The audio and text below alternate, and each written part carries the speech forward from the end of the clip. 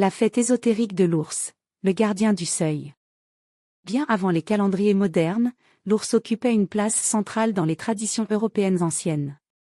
Animal sacré, maître de l'hiver et des profondeurs, il était célébré autour du début février, à un moment charnière entre l'obscurité et le retour de la lumière.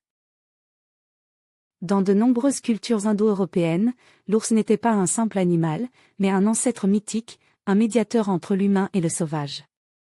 Son hibernation en faisait le symbole parfait du cycle mort-renaissance.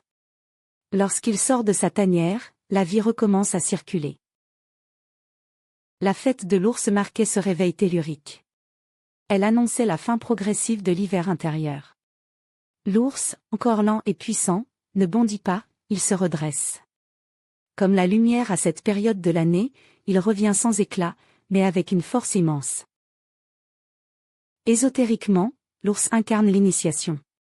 Il est le gardien du seuil, celui qui apprend à affronter l'ombre, à descendre en soi, puis à revenir transformé. Dans certaines traditions, les anciens guerriers et chamans se plaçaient sous sa protection pour acquérir force, courage et stabilité. Lorsque le christianisme s'est imposé, le culte de l'ours a été marginalisé, parfois diabolisé. Pourtant, sa symbolique a survécu dans les carnavals, les légendes et les fêtes populaires d'hiver. La fête de l'ours nous rappelle une chose essentielle. Le véritable réveil n'est pas bruyant. Il est lent, profond, enraciné. Comme l'ours, nous sortons de l'ombre quand le moment est juste.